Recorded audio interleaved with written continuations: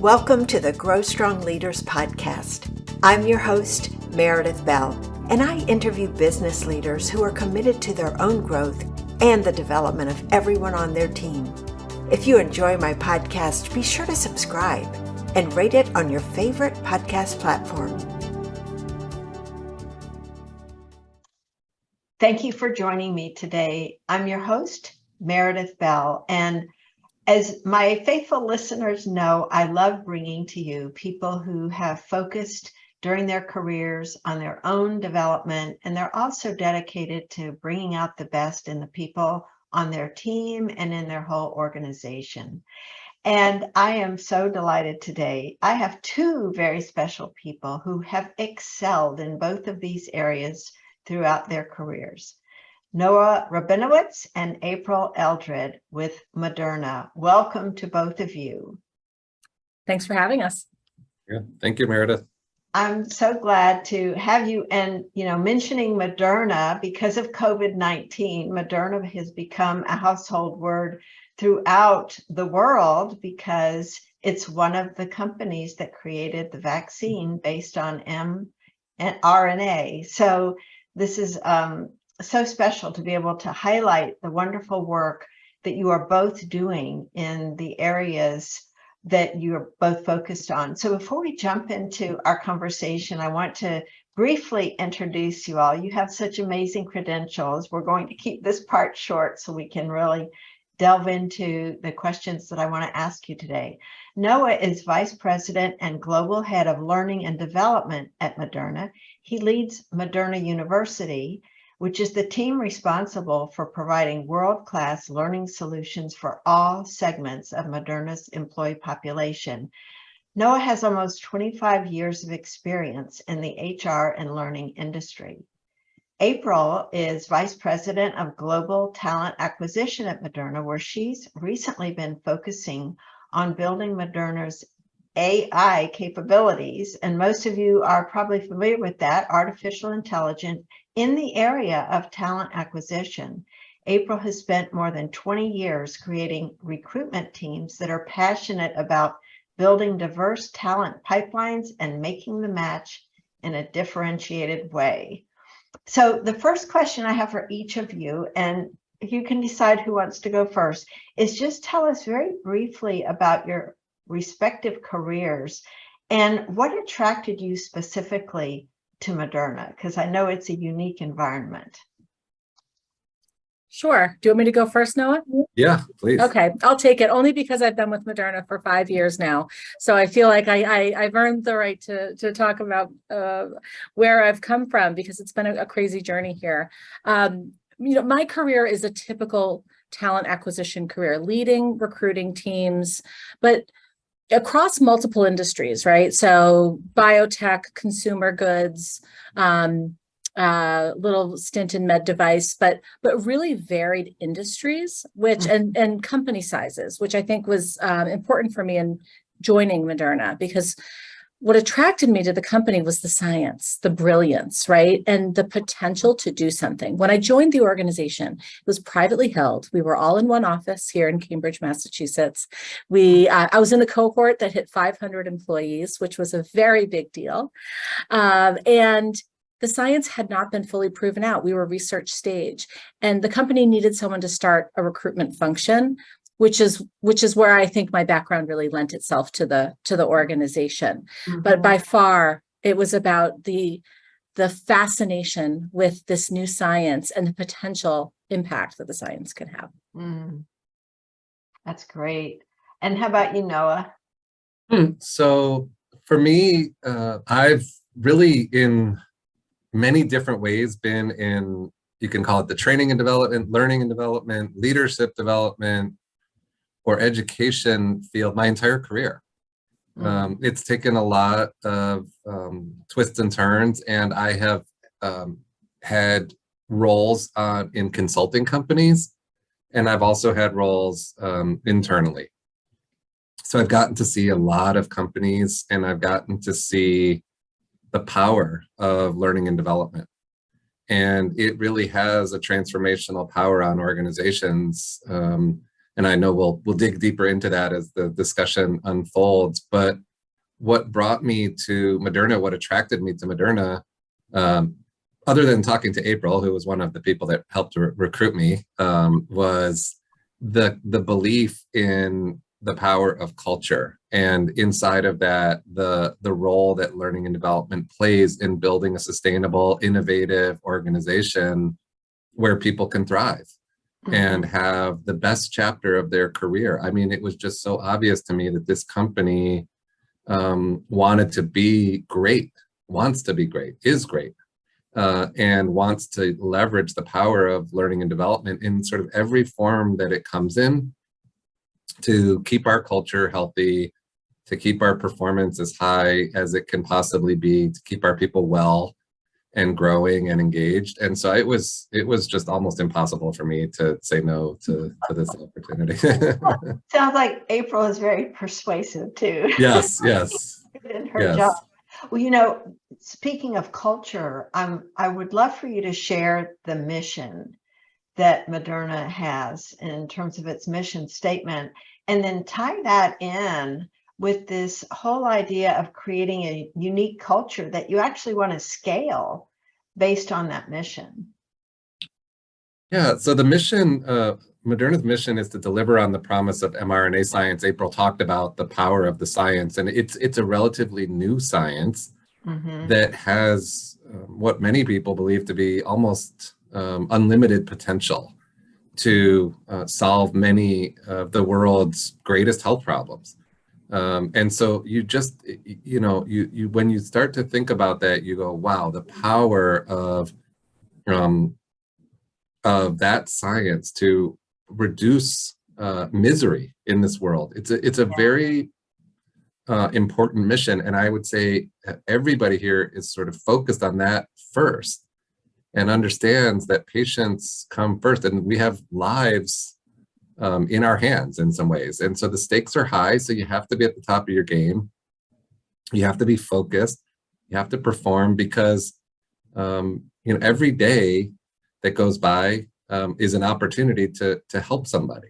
And so we talk about that a lot. We remind each other of it a lot. We put it at the front of just about everything that we do. And from the very top to all the way through the organization, I think people really understand what we're trying to achieve here.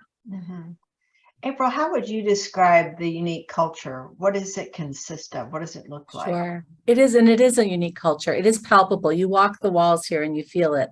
mRNA as a science, it's a platform, right? It is a technology that can be used almost agnostically across different therapeutic areas, rare diseases, et cetera. When you have a platform-based technology, it means that the organization has to work in a really flat way and in a really coordinated, collaborative way. There isn't one team that is above another. There isn't one program that is more important. It is a platform, and the science and the technology is one platform. And I actually do think that sets the tone here within the company. It is an incredibly mission-driven organization, as you heard Noah say. We are deeply committed to delivering on the promise of mRNA. But how that shows up is in people who are willing to really roll their sleeves up and do something different, right? The level of discretionary effort that you see within Moderna is exceptional and really impressive. And so people will go the extra mile. They will think differently. They're willing to just lean in and get things done because of what Noah mentioned around the urgency around solving for unmet needs for patients. And that starts with Stefan Bancel, and he talks about that all of the time. But you feel it in any interview and any meeting that you're in, that sense of urgency, that call to action to make an impact.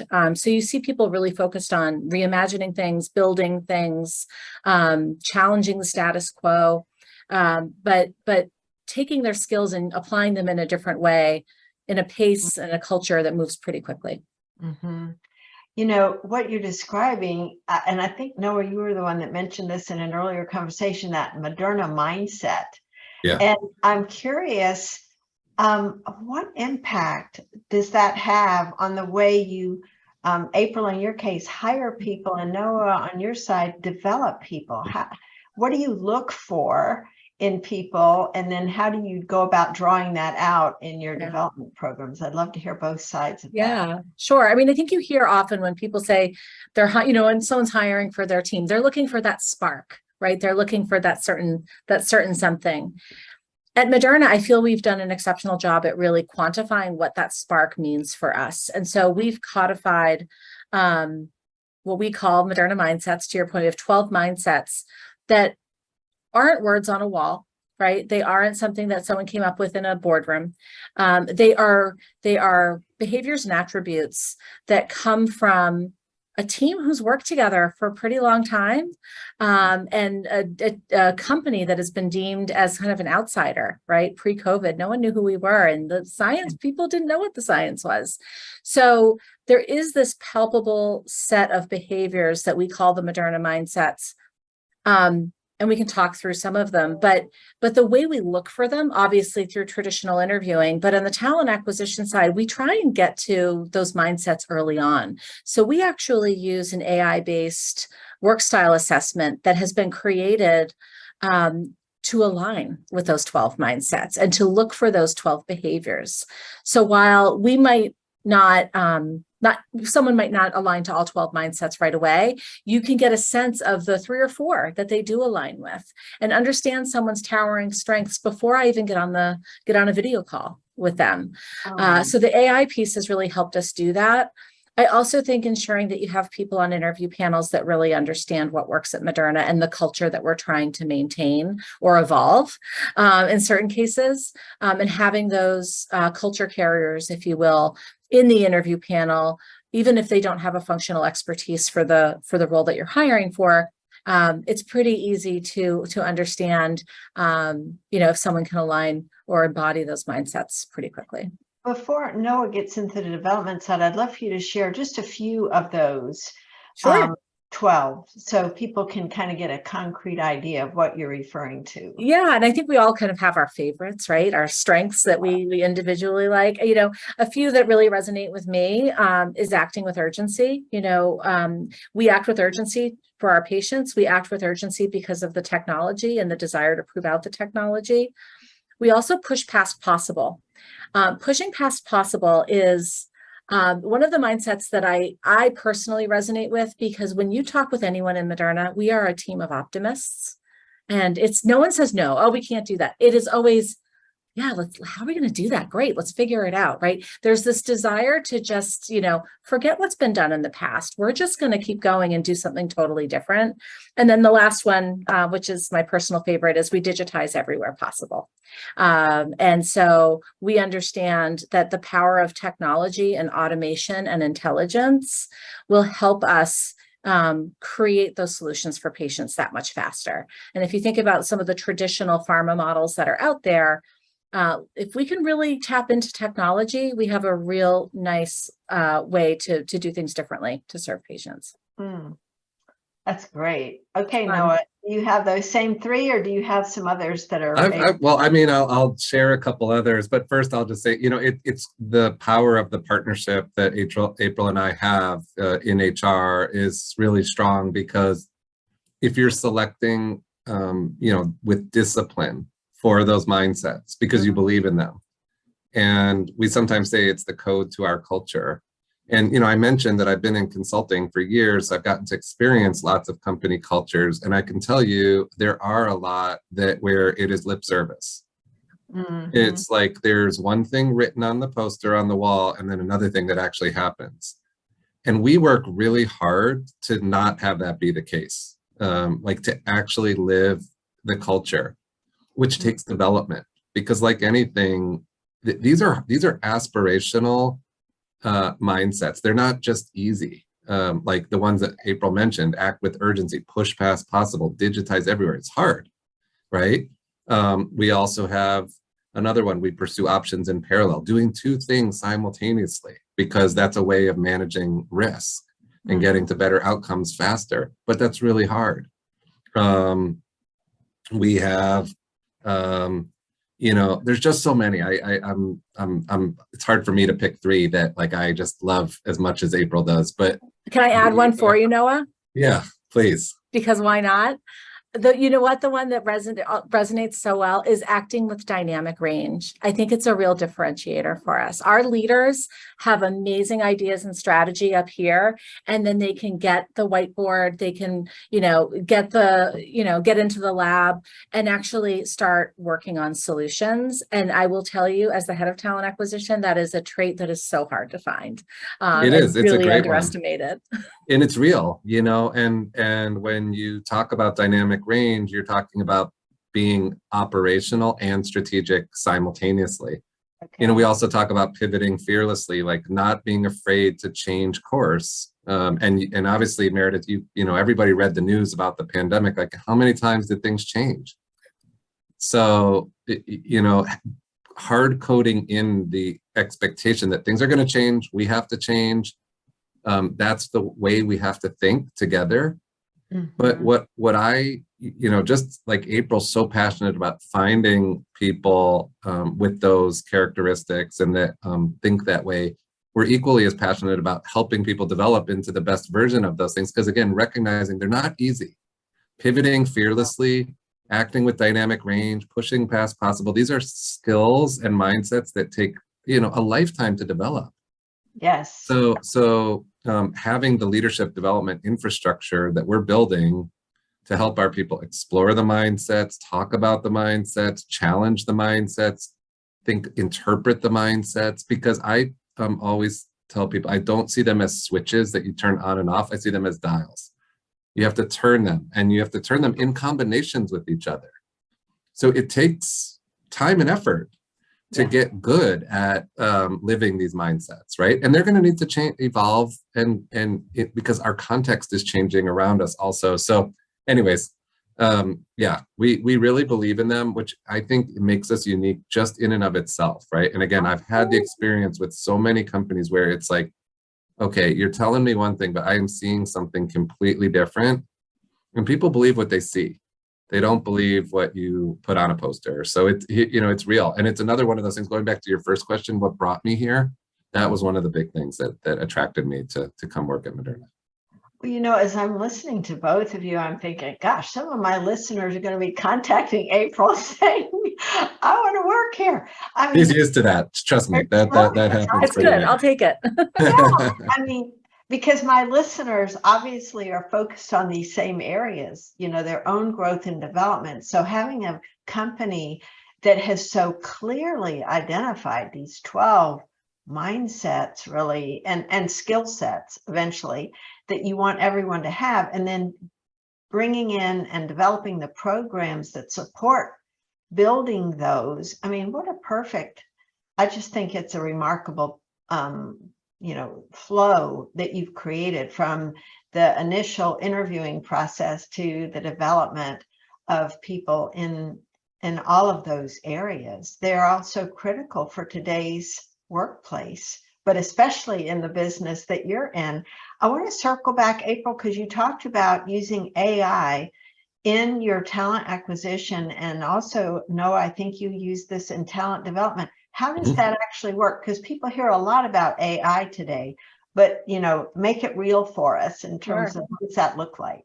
Sure. So at Moderna in talent acquisition, we started our AI journey back in, I guess it started in late 2018, but really in earnest started in 2019, where we launched our AI-based candidate assessment, our work style assessment, which I just mentioned.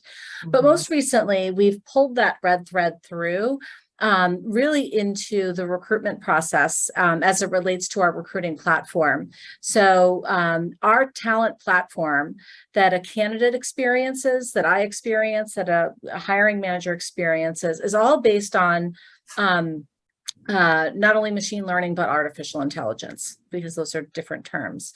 Our system that we use, we call it Talent Hub, is really designed to proactively identify now I won't call them candidates, but talent in the marketplace that based on publicly held information could be a match with Moderna, not just based on skill sets, but also based on mindsets and the behaviors, skills, skill adjacencies that might align with those mindsets. So for instance, if someone is looking for, we're hiring for a role that requires really strong analytical skills. Well, someone might not write analytical skills on their resume, but they might have on their LinkedIn profile or on their Facebook page that they're part of a chess club. Well, you know what? You can't be really good at chess unless you have those analytical skills. So the platform we use is smart enough to pick up on those nuances and maybe serve up candidates that maybe they don't have the best written resume, but they have some skills and attributes that can be inferred from other activities in their life. And serve up that talent. So that's one way we're using AI. The other way we're using it is really around getting smarter around how we shorten the slate. So for those that are in talent acquisition, if you think of the world of candidates at the top of the funnel here, right? A recruiter has to go through all those candidates to get to the bottom of the funnel. You look at resumes, you talk to people, you interview people, you make some offers, you make that match, you get the hire. Our goal at Moderna is to take that V, that funnel, and make it a T as fast as possible. So how do we use the AI technology not only to identify potential talent in the marketplace, but then look at how their mindsets and behaviors work, skinny it down, and come up with a diverse slate of candidates faster than really humanly possible, so that when a recruiter is calling 10 people instead of 50 people, those 10 people are exceptional matches. And so the goal then from there is to get them through that process as fast as possible. So that now we start using the technology to automate scheduling and bring an interview panel together as fast as possible using technology to schedule. And so that's kind of our next objective. And you wouldn't believe the amount of time that is spent in that space, let me tell you. And then ideally getting to that hire faster, but not only getting to the hire faster, a higher quality hire, right? If you're doing all the things right with AI at the top of the funnel and through the interview process, you're getting the best person possible to create diverse teams in the shortest period of time. So it's an exciting proposition. Some of it's still aspirational. The technology is still new, but it's been really fun for me and my team, for sure. That's very exciting, especially in your business, where Absolutely. The growth is explosive and your need is immediate, and you can't afford to have lots of time go by. That's correct. Very exciting. Noah, how about on your side with development? How are you? Yeah, so April mentioned one of the mindsets, digitize everywhere. So I can share, an example of where we're working to do that, because that is a journey. We're not all the way there. We have a lot of work to do to become a digital first company. We live in this sort of world where many of our processes are manual. But we have this strong drive to digitize everywhere we can to serve patients, right? Because we understand we have a huge amount of data, we collect data, we work with data. We need to be getting smarter all the time, and we need to leverage these tools to become the best company we can become to fulfill our mission. So, again, the theme I keep bringing up is it's hard, it takes work. But we're not afraid to do that. So we have created an AI academy that has multiple levels of skill building for our people. It starts with an awareness level where we're introducing the concept of AI, the basic concepts. What is structured data? What is unstructured data? What is a regression analysis? Into every single person in the company. And when I've told that to other people, sometimes they're like, no, you're kidding. Not every single person. I'm like, no, every single person in the company, because that's the way we do things, and then from there, we are creating higher levels of skill building in what we call our applied and our professional level for AI practitioners, building skills around things like data visualization or using tools like Data IQ and others. So we really have a strong upskilling strategy that goes from a baseline level of awareness all the way up to the highest level of professional skill building. We also do things like what we call our AI ideathons or hackathons, where we bring people together in teams and functional groups to generate ideas about use cases for AI. So they come together and they think, because there's opportunities everywhere. One of the skills is to just be able to see them. And so a lot of people around our company are like, what if we did this? But sometimes that little idea needs some coaching. It needs a chance to get some feedback. It needs some other people to surround it and say, hey, this is possible. You could actually turn this into a project. So we've had these ideathons that generated some amazing ideas. And actually just the other day, we had 2 of our teams that won the ideathons came in to present to our executive committee, and they got a standing ovation on their ideas. And it was just like the coolest thing to see these really passionate employees who are generating great ideas from the bottom up, coming into the executive committee and presenting their ideas with a lot of confidence and a lot of passion. It was a really great moment for us. Really a lot of fun. Yeah. You know, standing ovation from the executives, that says a lot about your culture. You know, that people feel free to express their enthusiasm in that way. It's not there were some high fives too, by the way. Yeah, so what? There was a couple of high fives as well. Oh, cool. Well, you know, I just love what you're both saying. And you mentioned the AI Academy. That is part of your larger Moderna University, right? So talk about how you structured that. And, you know, one of the things you had mentioned to me is your goal is to harness knowledge for the good of society. You've got goals for both internal folks in Moderna, but also externals. Talk about the university itself and then how you serve both populations. Yeah, we're really thinking about redefining what a university is, because if you think about a company like Moderna, it's one of the greatest concentrations of intelligence and skill in the world. There's probably not that many institutions where with the level of intellectual horsepower that you have here, and we need to capitalize on that. We need to capitalize on that for our own selves to become the best version of our own company, but also to share that with the world, because it's a new science. There is a lot to learn about the types of illnesses that this technology can help resolve. There is a lot of behavior change. There's a lot of, we need to do more work to develop pipelines and diverse pipelines of people that want to work in this field, that are attracted to companies like ours. So we're setting up the university to do all of that. So the way we're structuring this university is in what we call colleges, which is the way any university structures. So we have 5 colleges. One of them is the College of Culture and Leadership and Management. So we talked a lot about culture. Our Digital College, which is about digitizing everywhere. Our CMC College, which is our manufacturing college, all about manufacturing skills and upskilling. Our Research and Development College, and our Commercial College, which was, you know, what in the rest of the world people would call sales and marketing. So these are the big 5 bodies of work. Each college has a dean. The deans come from the business, and the deans are equally as passionate about building skill, building talent pipelines, developing our people, evolving our capabilities, upskilling, reskilling, developing the next generation of talent in these areas so that we can become the best. And you know, in anything, in sport, in art, in cooking, in the military, you know, whatever it is, if you want to be the best, you're going to have to work at it. And we want to be the best. And so we're going to work. And so these deans are establishing what we call curriculum or skills-based roadmaps, which lay out a vision for where we need to go in terms of the skills that we need to acquire, because the technology changes, the market changes, we have to change with it.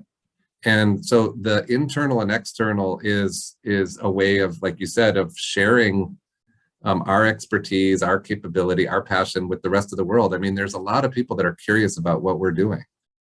And we just didn't want to keep that within our own walls. We feel, I think, a responsibility and an obligation to push out beyond our walls.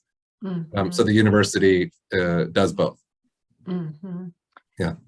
It's such a powerful concept, but you're bringing it to life. I'm curious, April, what role do you have or your team have in, I guess, staffing the positions at the university? Are these deans people that you hire? You mentioned they come from the business, but are they managing two different jobs, or do they have this one full-time position as dean? Well, they are esteemed and proven leaders within our organization, right? And I think, listen, Noah can speak more to how much time is being spent between both jobs, because we do pursue options in parallel. So I think they probably are wearing many hats. Yes. But the one thing I can say, if you know any of our deans and meet any of our deans, which hopefully people will, not only are they those subject matter expertise, they are the culture carriers. And so you're seeing the mindsets in action with these deans. And it's really powerful. I mean, I can just say, someone who's been here for some time within the company, I am incredibly proud to see these deans doing the work that they're doing and fostering it in others, because keeping that learning mindset alive within the company is so important. And just to see our leaders who could sit back, no one sits back at Moderna, but leaders could just sit back and do their job. They're doubling down and they're really leaning into the learning objectives that Noah's laid out. Yeah, and just to build, it is not a full-time job on purpose. They are, it's their second full-time job maybe, because they're just people who are passionate about education and at a stage in their career where they want to give back and build that next generation through education. And I have found over my career that is one of the most powerful motivators you can tap into in people. And I know that's the whole topic of your podcast, Meredith, is the power of growth and development. And it was like an easy ask. I mean, to approach these deans and be like, hey, would you be the dean of the College of Manufacturing? Okay, yes. What do you want me to do? And honestly, I can't keep up with them. They're pushing me farther than I'm able to go, which I never expected, right? Like, what do you want? What's the next program? What's the curriculum going to look like? What are we going to do? What's about the technology? What partnerships are we going to have? What universities do we want to work with? What technical colleges? What talent development pipeline organization? So it's just super cool. Yeah, the passion is really, you can really feel it. They're applying those mindsets, it sounds like. Yeah.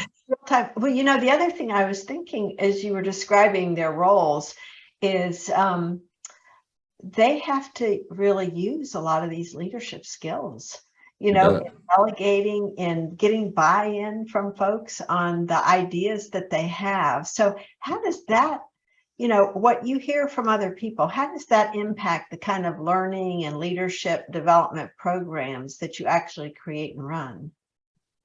I mean, my job, I think, is to consolidate many diverse ideas into programs that make sense for our people. And the great thing about leadership development is that even when you fail, you're still doing something good, and the risk is pretty low. It's generally not high risk stuff. We want to do great work, but we're willing to experiment and try things out. And, we talked about one of the mindsets, pivot fearlessly. Okay, we'll run a program. I just finished a program a week ago with some senior leaders. There's about 100 things that I want to change about that program. So, and it was still good. It was fine. It was great, but we're going to change it significantly.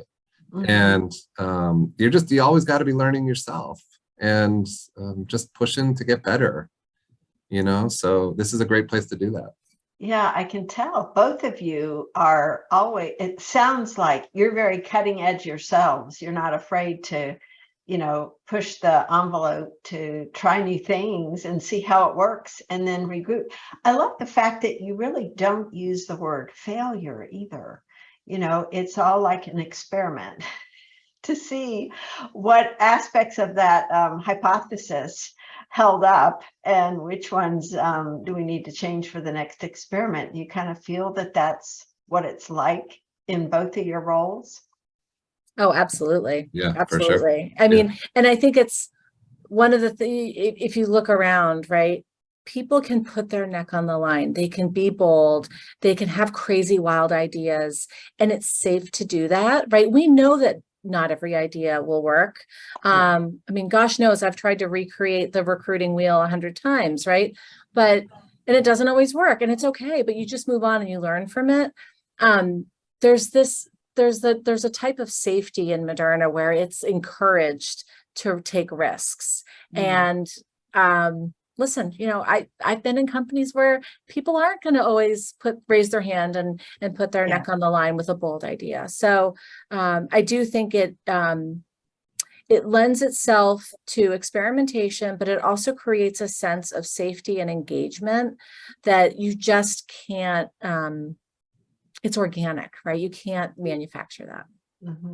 Either way, I'm kind of like kicking myself under the table here going, I can't believe I didn't cite this mindset when Meredith asked the first question of like favorite mindset, or 2 or 3 of the mindsets, but we have one, number 4, which is obsessing over learning. We obsess over learning. So I can't really believe we forgot to mention it up until like towards the end of the discussion here, but that is one of our mindsets. And to April's point, we're just as obsessed over learning as we are over our mission. And it is a great way to be able to experiment, and experiments that fail, they didn't fully fail because you learned something from all of them. Right. And so it's like, I'll fail 100 times if I keep learning my way to something better and something greater. And yeah, it's a culture that embraces that and just understands that that's the way we're going to solve some of these big problems. This is fabulous. I just love it. One final thing, because you've referenced data a number of times. And so I'm curious, what kind of data are you using? How are you using it in the context of HR decision-making? Ooh, that's a tough one. I'll take a stab at it. I mean, I think we're at a really interesting inflection point as a company, right? We have scaled from very small, research stage company to a commercial organization, privileged enough to work on the pandemic and now push the pipeline forward.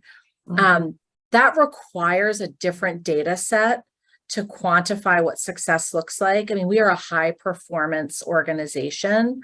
And so one of the things, and Noah, feel free to chime in, but one of the things that we're really looking at is what's the data we're not listening to now that we need to be listening to ensure that we keep that high performance throughout the organization. What are the signals, right? There's a lot of hard data out there, right? We can look at very raw, specific HR data in any of our HR systems. But we're really curious around the signals and the listening that actually might predict other behaviors or outcomes faster. So what are the signals that could lead to disengagement? What are the signals that show someone's high potential? And we're spending a lot of time right now as an HR leadership team, really trying to systematize that and codify that into a bit of our own bespoke system to pull that data together in a different way. Most HR platforms aren't really cracking that nut. I would just agree. And then I would also just say, like so many things we've talked about today, it's a work in progress. We have a lot of data. We have survey data. We have HR data. We conduct many different types of employee sensing and pulsing activities. We have skills data. We just have a wealth of data about people and their feelings on things. I think the part that's a work in progress is asking these questions of the data and having hypotheses that we want to test out. And we're still figuring out what are those questions. I mean, some of them I think April mentioned, like what makes great performance, what's going to predict retention. We have org network analysis data. What does that tell us about the way people are working with other people or collaborating across this really complex matrixed organization?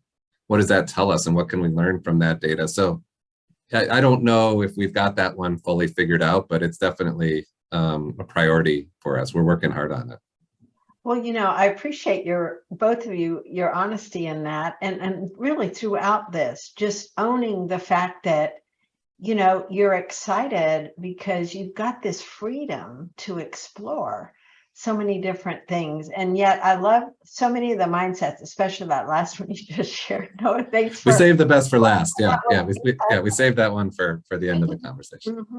But this sense of urgency, every one of them that you have shared with me in this conversation indicates a level of excellence, that you are aspiring to. I love the word aspirational, that you see that as possible. And so that's what you're working towards every day. I want to just acknowledge both of you and Moderna for the culture that's clearly been created that causes you both to come to this conversation with such enthusiasm and passion for what you're doing and what you see as possible for the company. I just think that's remarkable. And I want to thank you both for your commitment to that level of excellence in your attraction of the right talent and then the development of that talent once they're on board. So is there anything either one of you would like to share or add that we didn't cover that you feel like would be valuable? Not for me. It's just been a real pleasure. It's always great to talk about these things, and I appreciate doing it together with April. We're just, really valued colleague and partner in all this work, and appreciate you having us here, Meredith. So thank you. Well, thank you both for joining me. And you are a powerful team, and the support and the positive energy between you is palpable. So thank you both for who you are and for joining me today. I know my listeners will benefit from all the ideas that you shared, and just the culture, the unique culture that you have created and are creating there, along with everyone, because of course it's not an isolated effort. And I look forward to reading more and more of the success stories that are sure to be coming from Moderna. Thank you so much, Meredith. It's really a pleasure, and I'm very grateful to have the time and have the time to be here with you both. It's a pleasure and an honor. Thank you. Thanks for tuning into my podcast. Now head over to growstrongleaders.com and check out our 2 books, Connect with Your Team and Peer Coaching Made Simple. While you're there, download the free Facilitator Guide to find out how to implement our unique peer coaching system. Until next time, I'm Meredith Bell.